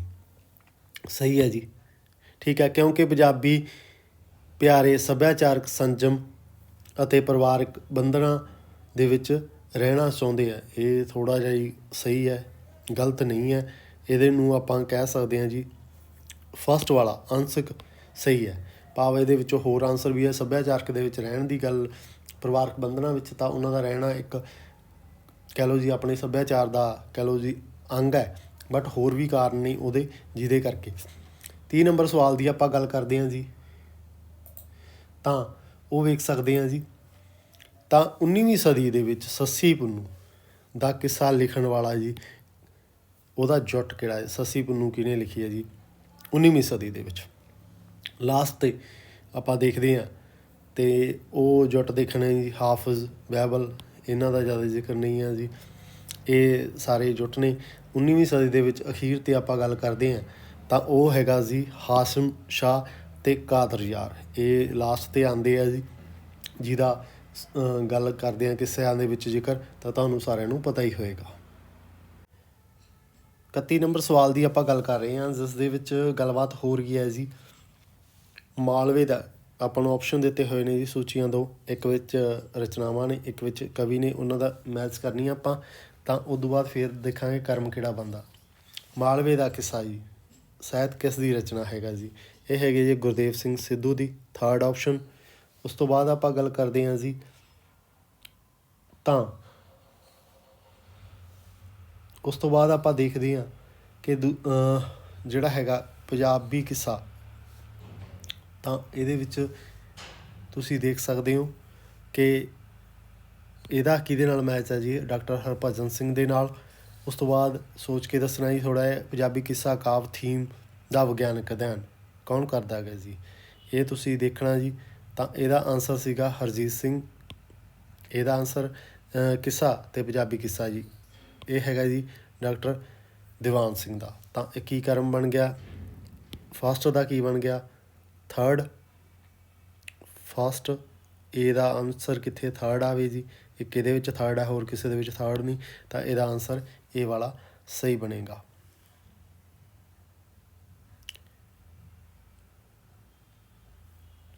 ਇਹ ਵਾਲਾ ਇਹਦਾ ਆਨਸਰ ਬਣ ਗਿਆ ਜੀ। ਤੁਸੀਂ ਧਿਆਨ ਨਾਲ ਇਹਨੂੰ ਚੈੱਕ ਕਰ ਲੈਣਾ। ਉਸ ਤੋਂ ਬਾਅਦ ਆਪਾਂ ਗੱਲ ਕਰਦੇ ਹਾਂ ਜੀ 32 ਨੰਬਰ ਸਵਾਲ ਦੀ। ਤਾਂ ਉਹਦੇ ਵਿੱਚ ਦੇਖਦੇ ਹਾਂ ਕਿ ਪੰਜਾਬੀ ਕਿੱਸਾ ਕਾਵਿ ਦਾ ਸਹੀ ਇਤਿਹਾਸਕ ਕਾਲ ਕਿਹੜਾ ਸੀ? ਸਭ ਤੋਂ ਪਹਿਲਾਂ ਇਤਿਹਾਸ ਦੀ ਆਪਾਂ ਕਿੱਸਾ ਕਾਵਿ ਦੀ ਇਤਿਹਾਸ ਦੀ ਗੱਲ ਕਰਦੇ ਹਾਂ ਤਾਂ ਉਹਦੀ ਸ਼ੁਰੂਆਤ ਕੌਣ ਕਰਦਾ ਸੀ? ਤੁਹਾਨੂੰ ਸਾਰਿਆਂ ਨੂੰ ਪਤਾ ਹੀ ਹੋਏਗਾ। ਤਾਂ ਉਸ ਦੀ ਇਤਿਹਾਸ ਦੀ ਜੋ ਜਾਣਕਾਰੀ ਮਿਲਦੀ ਹੈ ਜੀ, ਸਭ ਤੋਂ ਪਹਿਲਾਂ ਆਪਾਂ ਦਮੋਦਰ ਦਾ ਜ਼ਿਕਰ ਕਰਦੇ ਹਾਂ, ਬਾਕੀਆਂ ਕਿਸੇ ਦੇ ਵਿੱਚ ਨਹੀਂ ਹੈ ਜੀ, ਅਲੱਗ-ਅਲੱਗ ਨਹੀਂ। ਸ਼ੁਰੂਆਤ ਕਿੱਸਾ ਦੀ ਕਿੱਥੋਂ ਹੁੰਦੀ ਹੈ ਜੀ? ਦਮੋਦਰ ਤੋਂ। ਤਾਂ ਇਹਦਾ ਸਹੀ ਆਨਸਰ ਹੋਏਗਾ। 33 ਨੰਬਰ ਸਵਾਲ ਦੀ ਆਪਾਂ ਗੱਲ ਕਰਦੇ ਹਾਂ ਜੀ ਸ਼ਾਹ ਮੁਹੰਮਦ ਦੇ ਜੋ ਜੰਗਨਾਮਾ ਜੀ, ਉਹਨਾਂ ਵਿੱਚ ਕਿਹੜੀਆਂ ਲੜਾਈਆਂ ਦਾ ਵਰਣਨ ਕੀਤਾ, ਕਿੱਥੇ ਕਿੱਥੇ ਹੋਈਆਂ ਨੇ, ਉਹਦੀ ਗੱਲ ਕੀਤੀ ਆ। ਜਦੋਂ ਆਪਾਂ ਗੱਲ ਕਰਦੇ ਹਾਂ ਤਾਂ ਉਹਦੇ ਵਿੱਚ ਸਭ ਤੋਂ ਪਹਿਲਾਂ ਮੁਦਕੀ ਦਾ ਜ਼ਿਕਰ ਆਉਂਦਾ, ਠੀਕ ਹੈ ਜੀ। ਫੇਰੂ ਸ਼ਹਿਰ ਦਾ ਵੀ ਆਉਂਦਾ, ਬਿੱਗੋਵਾਲ ਦਾ, ਸਭਰਾਉਂ ਦਾ, ਬਾਕੀਆਂ ਦੇ ਵਿੱਚ ਸ਼ਹਿਰ ਨੇ ਜੀ। ਤਾਂ ਇਹਦੇ ਵਿੱਚ ਫਸਟ ਤੋਂ ਪਹਿਲਾਂ ਮੁਦਕੀ ਦਾ ਜ਼ਿਕਰ ਕਰਦੇ ਆ ਜੀ ਉਹ। ਤਾਂ ਇਹ ਵਾਲਾ ਸਹੀ ਇਹਦਾ ਆਨਸਰ ਬਣੇਗਾ ਇਹਦਾ ਜੀ। ਉਸ ਤੋਂ ਬਾਅਦ ਆਪਾਂ ਗੱਲ ਕਰਦੇ ਹਾਂ ਜੀ 34 ਨੰਬਰ ਸਵਾਲ ਦੀ, ਸਿੰਘਾਂ ਅਤੇ ਫਰੰਗੀਆਂ ਦੇ ਵਿਚਕਾਰ ਲੜਾਈ ਦੇ ਵਰਤਾਂਤ ਬਾਰੇ ਲੇਖਕਾਂ ਦਾ ਵਰਗ ਕਿਹੜਾ ਸੀ? ਸਿੰਘਾਂ ਅਤੇ ਫਰੰਗੀਆਂ ਦਾ ਜੋ ਇਤਿਹਾਸ ਲਿਖਿਆ ਜੀ ਕਿਹਨੇ ਲਿਖਿਆ ਹੈਗਾ? ਤਾਂ ਉਹਨਾਂ ਦੇ ਜੋ ਕਹਿ ਲਓ ਜੀ ਕੈਟਾਗਰੀ ਕਿਹੜੀ ਆ ਉਸ ਦੀ ਆਪਾਂ ਗੱਲ ਕਰਦੇ ਹਾਂ।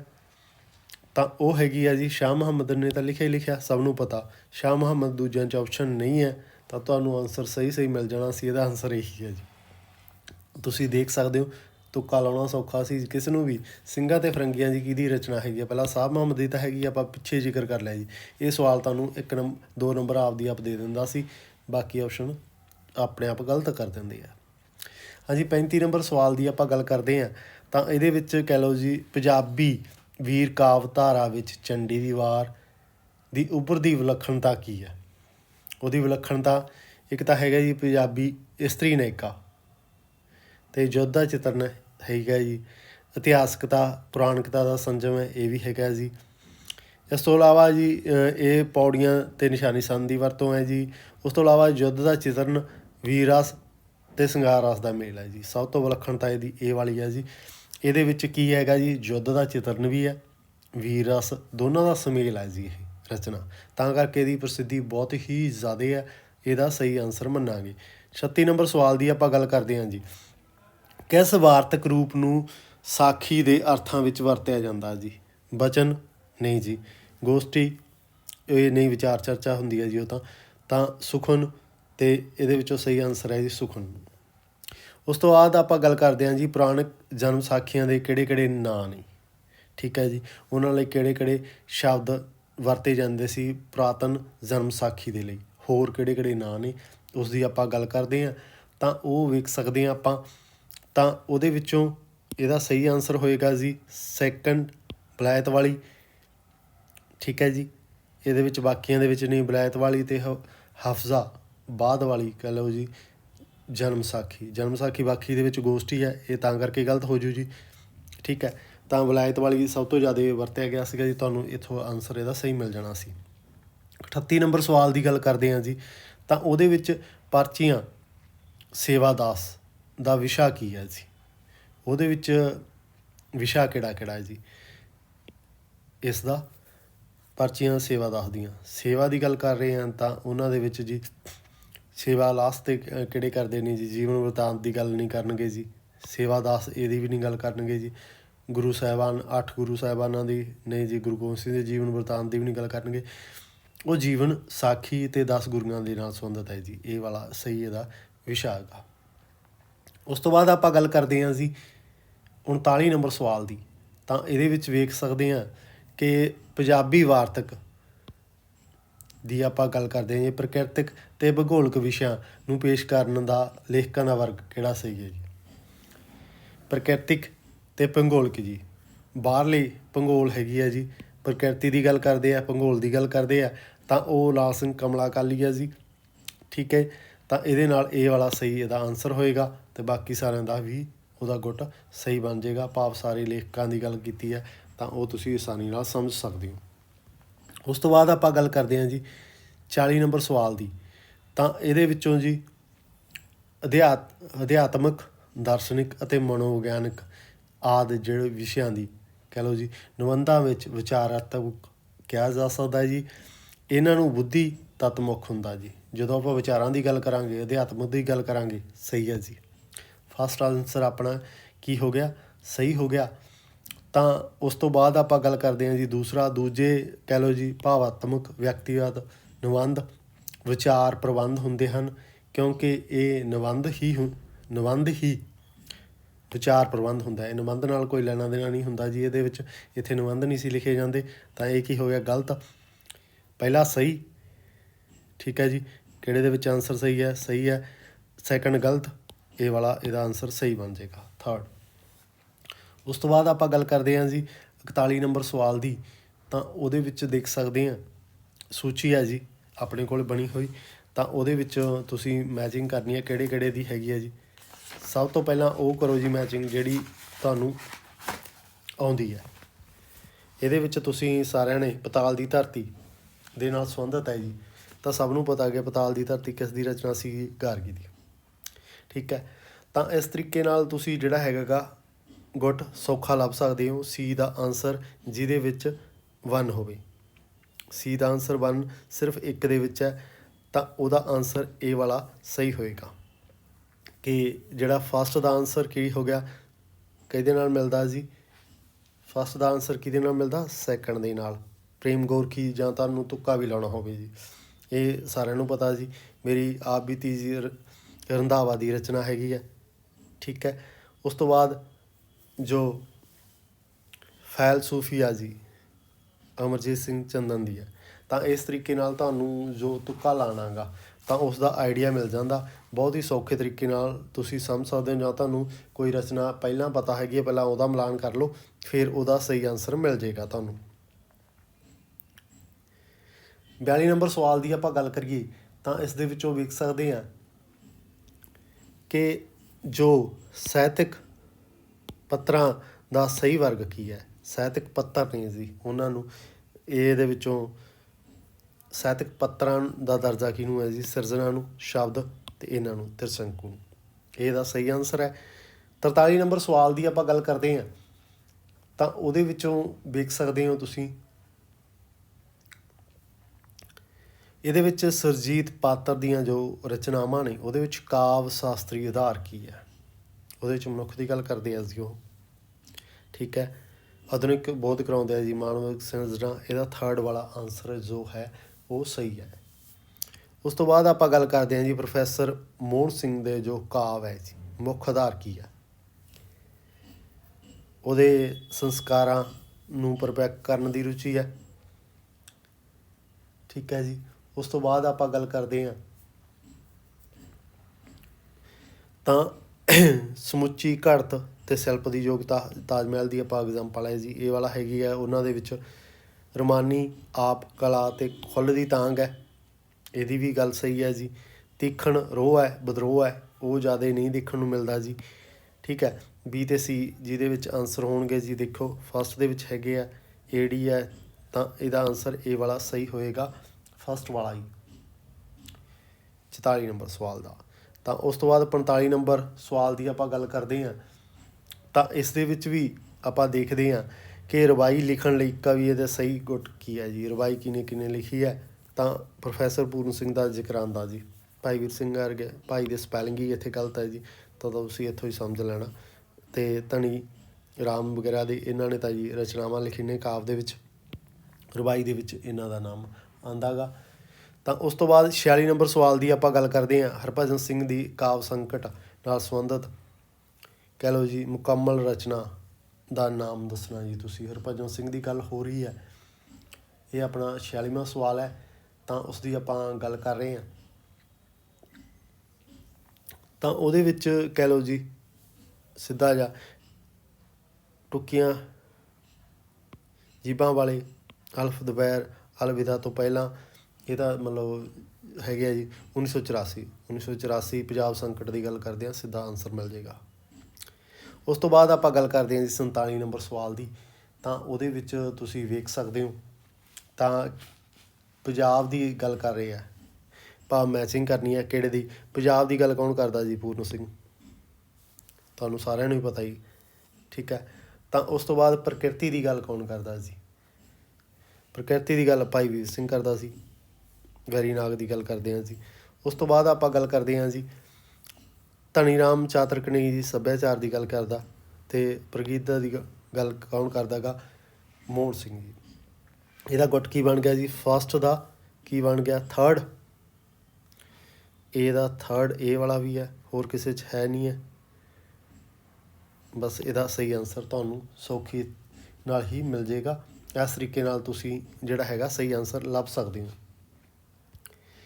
48 ਨੰਬਰ ਦੀ ਗੱਲ ਕਰ ਰਹੇ ਹਾਂ, ਤਾਂ 48 ਨੰਬਰ ਵਿੱਚ ਦੇਖ ਸਕਦੇ ਹਾਂ ਜੀ ਕਥਨ ਹੈ ਮੋਹਨ ਸਿੰਘ ਤੋਂ ਹੀ ਸਾਡੀ ਕਵਿਤਾ ਦੇ ਪੈਰ ਬੋਧਤਾ ਵੱਲ ਰੁਚੀ ਹੁੰਦੀ ਹੈ, ਅਤੇ ਮੂਲ ਜੋ ਮਾਨਵਤਾ ਦੀ ਜ਼ੁਬਾਨ ਦੇਣ ਦੀ ਥਾਂ 'ਤੇ ਜੀ ਹਰ ਵਰਗ ਦੀ ਮਾਨਵਤਾ ਪ੍ਰਤੀਨਿਧ ਬਣ ਜਾਂਦੀ ਹੈ, ਅਤੇ ਮਨੁੱਖ ਦੇ ਜਿਹੜੇ ਸ਼ਬਦਾਰਥ ਨੂੰ ਪੇਸ਼ ਕਰਨ ਦੀ ਥਾਂ 'ਤੇ ਜੋ ਕਹਿ ਲਓ ਜੀ ਉਹ ਖੰਡਾਰਥ ਦੇ ਸੀਮਤ ਦਾਇਰੇ ਤੱਕ ਸੁੰਗੜਦੀ ਹੈ।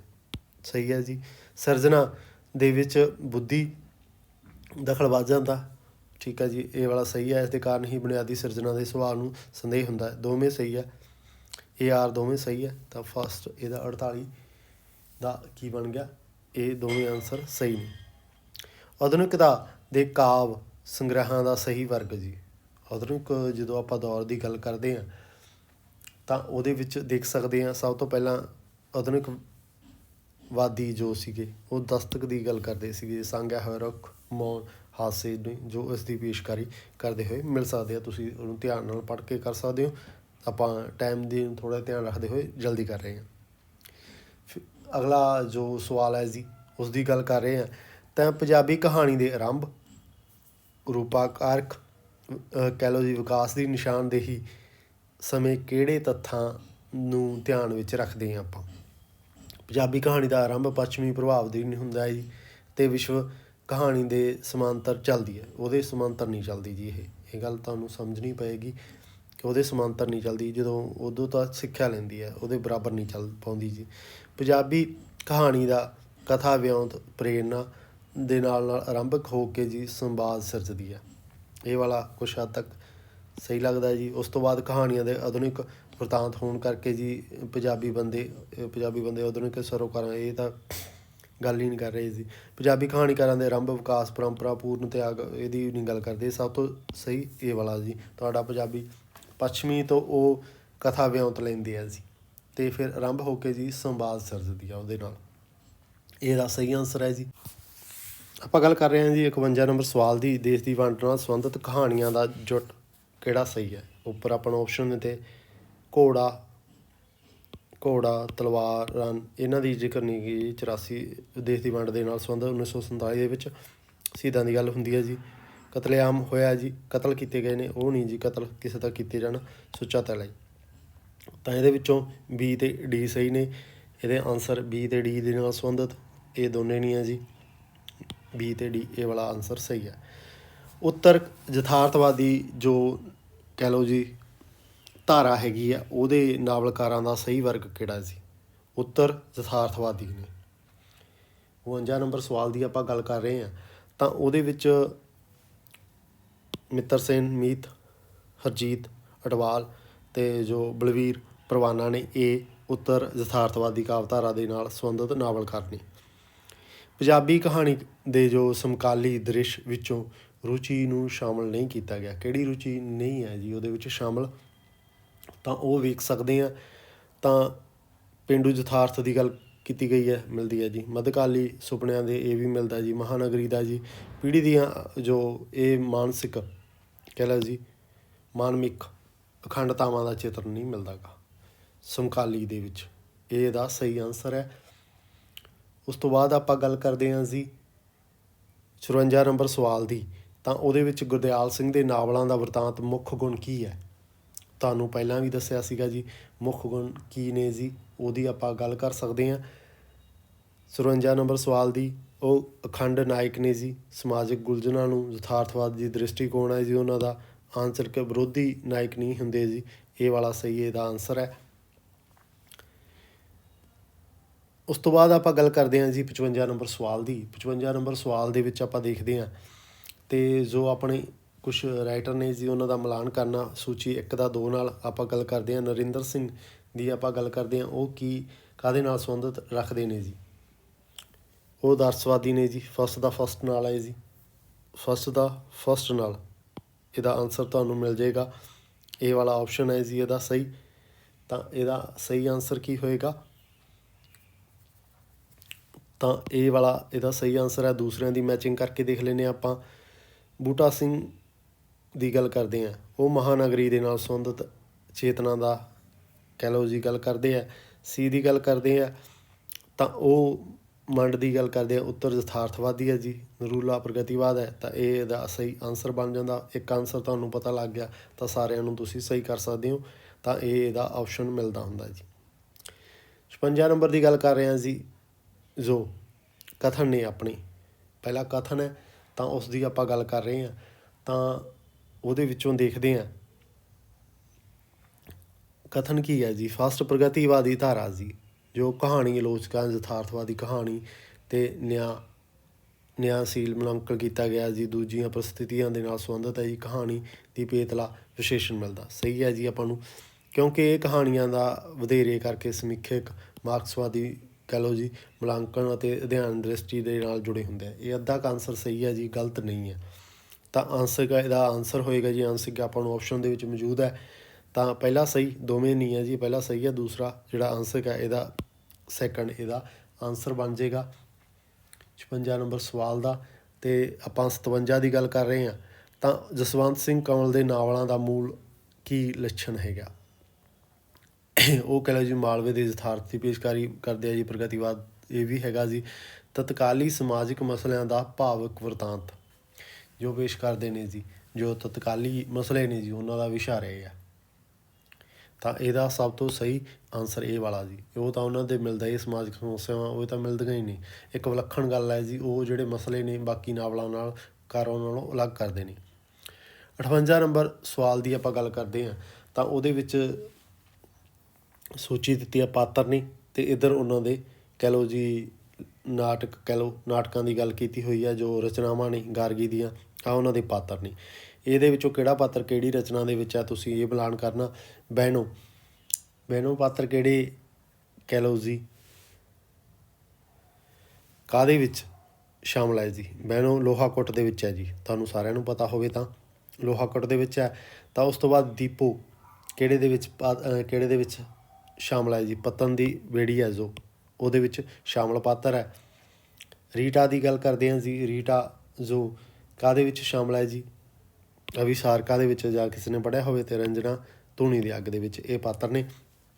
ਫਸਟ ਦਾ ਥਰਡ ਇਹਦੇ ਵਿੱਚ ਵੀ ਹੈ ਜੀ ਥਰਡ। ਤਾਂ ਇਹ ਇਹਦਾ ਸਹੀ ਆਨਸਰ ਬਣ ਜਾਏਗਾ। ਬਾਕੀਆਂ ਦੇ ਵਿੱਚ ਫਸਟ ਦਾ ਥਰਡ ਕਿਸੇ ਦੇ ਵਿੱਚ ਨਹੀਂ ਹੈ। ਇਹਦਾ ਸਹੀ ਆਨਸਰ ਤੁਹਾਨੂੰ ਸਾਰੀ ਸੀਰੀਜ਼ ਤੁਹਾਡਾ ਆਨਸਰ ਮਿਲ ਜਾਏਗਾ। ਤੁਹਾਨੂੰ ਤੁਸੀਂ ਉਮੀਦ ਕਰਦੇ ਹਾਂ ਇਹਨੂੰ ਸਮਝ ਸਕਦੇ ਹੋ। ਇੱਕ ਆਨਸਰ ਤੁਹਾਨੂੰ ਸਹੀ ਪਤਾ ਲੱਗ ਗਿਆ, ਬਾਕੀ ਸਾਰੀ ਸੀਰੀਜ਼ ਤੁਹਾਡੀ ਸਹੀ ਮਿਲ ਜਾਏਗੀ, ਉਹਦੇ ਨਾਲ ਮੈਚ ਹੋ ਜਾਏਗੀ।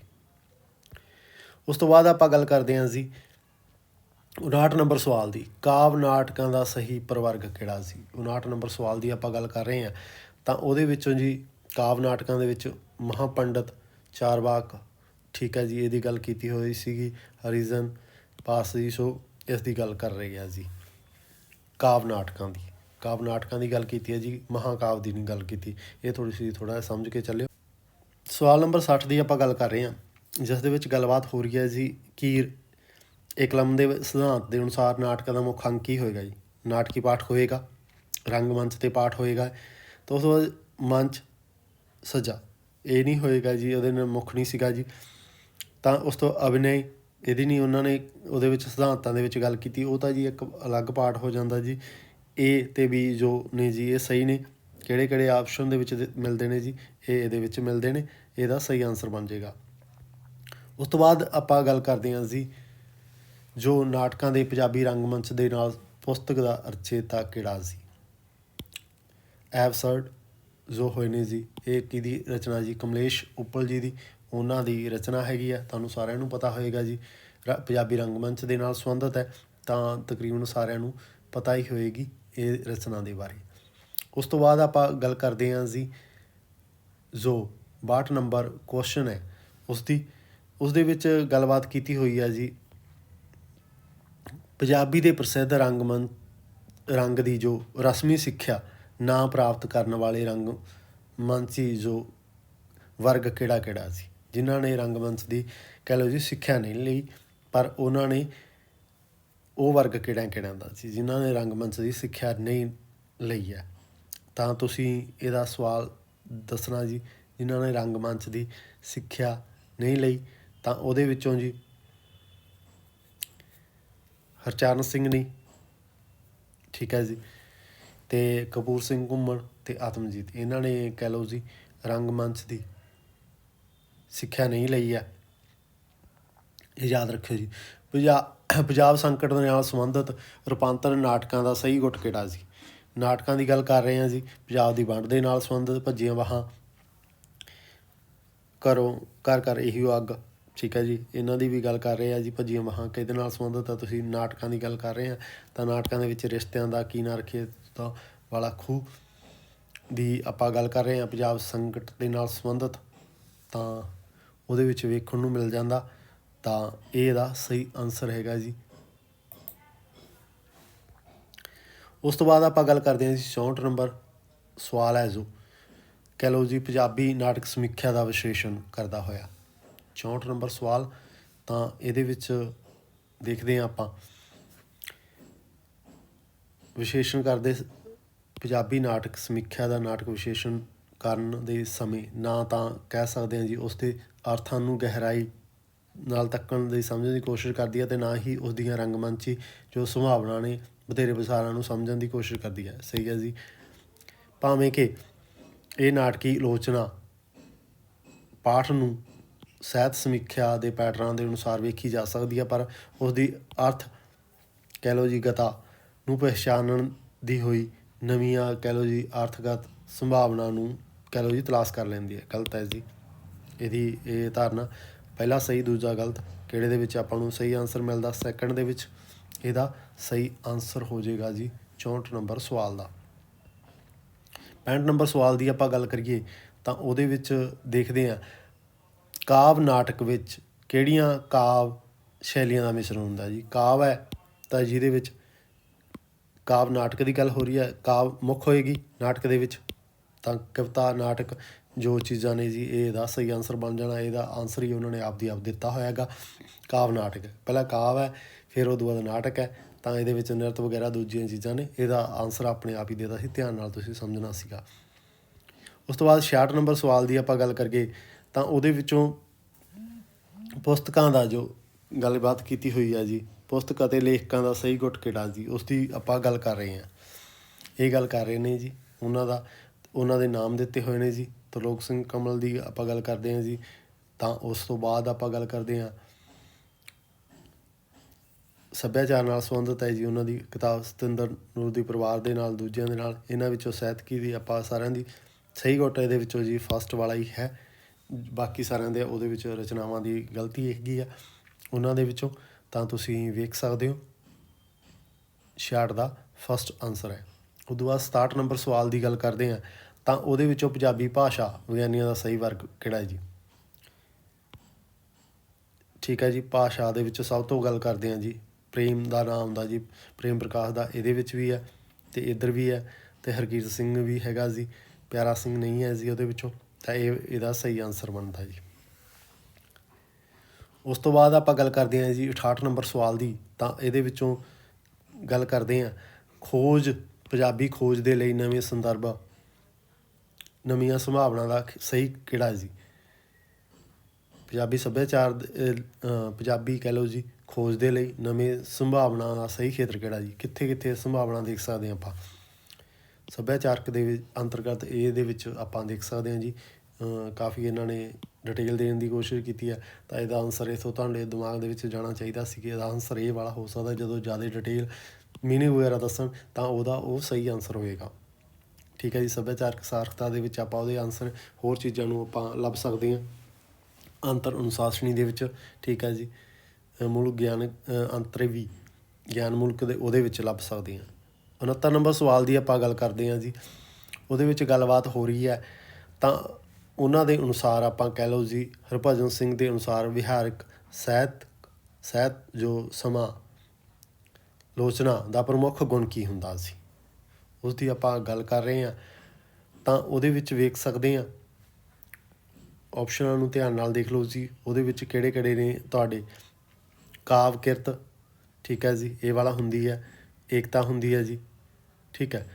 ਇਹਦੇ ਵਿੱਚ ਥਰਡ ਜਿਹੜੇ ਨੇ ਤਿੰਨੇ ਉਹਨਾਂ ਨੂੰ ਗੁਣਾਂ ਨੂੰ ਸ਼ਾਮਿਲ ਕੀਤਾ ਗਿਆ ਜੀ। ਪੁਨਰਮੂਲਾਂਕਣ ਵੀ ਹੁੰਦਾ ਜੀ, ਜੋ ਆਲੋਚਨਾ ਹੋਏਗੀ ਤਾਂ ਪੁਨਰਮੂਲਾਂਕਣ ਹੋਏਗਾ। ਠੀਕ ਹੈ, ਤਿੰਨੇ ਕਿਹੜੇ ਦੇ ਵਿੱਚ ਆਨਸਰ ਸਹੀ ਨੇ ਜੀ? ਇਹ ਵਾਲਾ ਸਹੀ ਇਹਦਾ ਆਨਸਰ ਹੈ। ਆਪਾਂ ਗੱਲ ਕਰ ਰਹੇ ਹਾਂ ਜੀ 70 ਨੰਬਰ ਸਵਾਲ ਦੀ, ਤਾਂ ਉਹਦੇ ਵਿੱਚ ਦੇਖ ਸਕਦੇ ਹੋ ਤੁਸੀਂ ਕਿ ਪੰਜਾਬੀ ਦੀ ਉਪਾਧੀ ਨਿਰਪੇਖ ਅਤੇ ਭਾਵ ਮੂਲਕ ਜੋ ਗੱਲਬਾਤ ਕੀਤੀ ਹੈ ਸਨਮੁਖ ਹੁੰਦੀ ਹੈ, ਅਤੇ ਉੱਥੇ ਹੀ ਪੰਜਾਬੀ ਸੱਭਿਆਚਾਰ, ਪੰਜਾਬੀ ਦੇ ਆਧਾਰ ਮੁਲਕ ਨਿਸ਼ਾਨਦੇਹੀ ਹੁੰਦੀ ਹੈ, ਉਚੇਚਾ ਧਿਆਨ ਦਿੰਦੀ ਹੈ ਜੀ।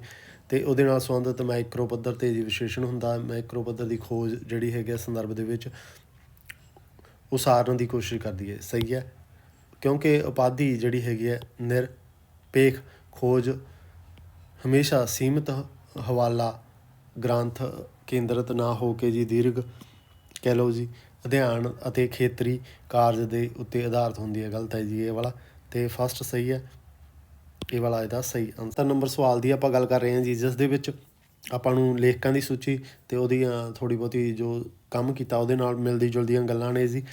ਤਾਂ ਉਹਦੇ ਵਿੱਚ ਮੋਹਨ ਸਿੰਘ ਦੀਵਾਨਾ ਦਾ ਜੋ ਵਰਕ ਹੈ ਜੀ ਉਹ ਕਾਹਦੇ ਨਾਲ ਸੰਬੰਧਿਤ ਹੈ? ਇਤਿਹਾਸਕਾਰੀ ਨਾਲ, ਫੋਰਸ ਨਾਲ ਜੀ। ਉਸ ਤੋਂ ਬਾਅਦ ਆਪਾਂ ਗੱਲ ਕਰਦੇ ਹਾਂ ਤਾਂ ਬੀ ਦਾ ਜਿਹੜਾ ਹੈਗਾ ਜੀ, ਇਹਦਾ ਹੈਗਾ ਜੀ ਨਿਰਗੁਣ, ਜੋ ਥਰਡ ਨਾਲ ਮੈਚ ਕਰਦੇ ਆ ਜੀ। ਰਵੀ ਦੀ ਗੱਲ ਕਰਦੇ ਹਾਂ ਜੀ, ਉਹਨਾਂ ਨੇ ਪੰਜਾਬੀ ਰਾਮ ਕਾਵਿ ਦੀ ਗੱਲ ਕੀਤੀ ਹੈ ਜੀ। ਉਸ ਤੋਂ ਬਾਅਦ ਹਰਭਜਨ ਸਿੰਘ ਨੇ ਜੀ ਗੁਰਮੁਖੀ ਲਿਪੀ ਦੀ ਜੋ ਹਿੰਦੀ ਕਾਵਿ ਲਿਖਿਆ ਉਸ ਦੀ ਆਪਾਂ ਨੂੰ ਜਾਣਕਾਰੀ ਮਿਲਦੀ ਹੈ। ਤਾਂ ਇਹਦਾ ਸਹੀ ਗੁੱਟ ਕੀ ਹੋਏਗਾ ਜੀ? ਫਸਟ ਦਾ ਫੋਰਥ ਕਿਹੜੇ ਦੇ ਵਿੱਚ ਆਪਸ਼ਨ ਹੈ ਜੀ? ਫੋਰਥ ਦੇ ਵਿੱਚ ਇਹਦਾ ਸਹੀ ਆਨਸਰ ਹੈ ਜੀ। ਬਾਕੀ ਤੁਸੀਂ ਮੈਚ ਕਰ ਸਕਦੇ ਹੋ।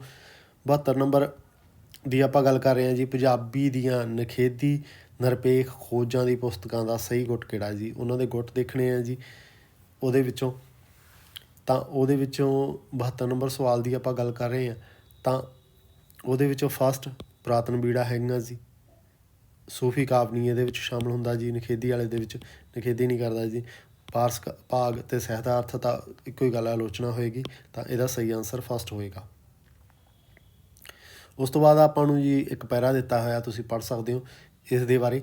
ਤਾਂ ਉਸ ਤੋਂ ਬਾਅਦ ਇਹਦੇ ਵਿੱਚੋਂ ਪੁੱਛੇ ਗਏ ਨੇ ਜੀ ਸਵਾਲ, ਤਾਂ ਉਹਦੇ ਵਿੱਚੋਂ ਜੀ ਉਹਦਾ ਸਹੀ ਆਨਸਰ ਜੋ ਹੋਏਗਾ ਜੀ ਉਸ ਦੀ ਆਪਾਂ ਗੱਲ ਕਰਾਂਗੇ। ਤਾਂ ਭਾਸ਼ਾ ਵਿਗਿਆਨ ਅਤੇ ਦੇ ਮਾਡਲ ਦੇ ਉੱਪਰ ਆਧਾਰਿਤ ਸਾਹਿਤ ਵਿਗਿਆਨ ਦਾ ਕਾਰਜ ਕੀ ਹੁੰਦਾ? ਤਾਂ ਇਹਦਾ ਕੀ ਹੁੰਦਾ ਜੀ?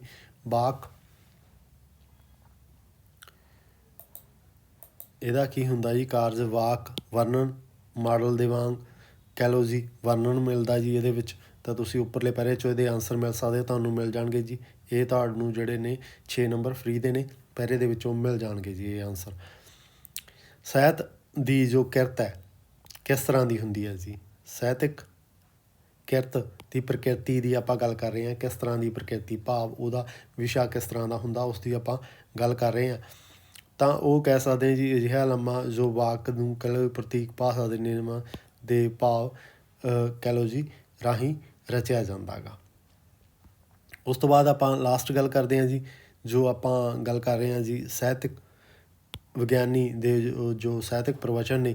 ਪਹਿਰੇ ਨੂੰ ਚੰਗੀ ਤਰ੍ਹਾਂ ਪੜ੍ਹ ਲੈਣਾ ਜੀ, ਤੁਹਾਨੂੰ ਆਨਸਰ ਪਹਿਰੇ ਦੇ ਵਿੱਚੋਂ ਮਿਲ ਜਾਣਗੇ। ਇਹ 6 ਨੰਬਰ ਨੇ ਜੀ, ਤੁਹਾਨੂੰ ਫ੍ਰੀ ਦੇ ਨੇ, ਇਹਦੇ ਵਿੱਚੋਂ ਮਿਲ ਸਕਦੇ ਆ ਤੁਹਾਨੂੰ, ਪਹਿਰੇ ਵਿੱਚੋਂ ਆਵੇ ਤਾਂ ਜੀ।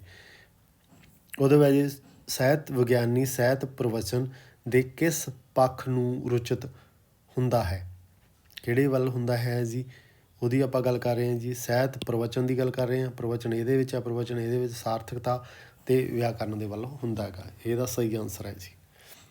ਬਾਕੀ ਪਹਿਰੇ 'ਚੋਂ ਲੱਭ ਸਕਦੇ ਹੋ ਜੀ।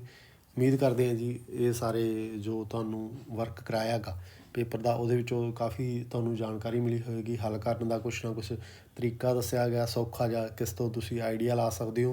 ਉਮੀਦ ਕਰਦਾ ਸਾਰਿਆਂ ਨੂੰ ਪਸੰਦ ਹੋਏਗੀ। ਕੋਈ ਆਪਸ਼ਨ ਦਾ ਕੋਈ ਸਵਾਲ ਜਵਾਬ ਹੋਵੇ, ਆਪਸ਼ਨ ਉਹਦੇ ਲਈ ਕੋਈ ਇੱਕ ਅੱਧੇ ਦਾ ਸਮਝ ਨਾ ਆ ਰਿਹਾ ਹੋਵੇ, ਤੁਸੀਂ ਕਮੈਂਟ ਕਰ ਸਕਦੇ ਹੋ ਜੀ ਸਵਾਲ ਨਾਲ ਸੰਬੰਧਿਤ।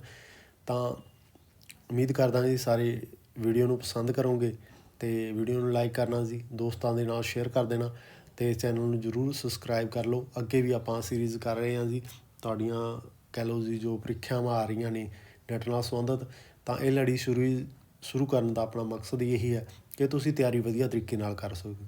ਤਾਂ ਇਹਦੇ ਲਈ ਉਮੀਦ ਕਰਦਾ ਕਿ ਤੁਸੀਂ ਵੀਡੀਓ ਨੂੰ ਦੇਖੋ, ਸ਼ੇਅਰ ਕਰੋ ਜੀ, ਅਤੇ ਚੈਨਲ ਨੂੰ ਜ਼ਰੂਰ ਸਬਸਕ੍ਰਾਈਬ ਕਰ ਲੈਣਾ। ਧੰਨਵਾਦ ਜੀ।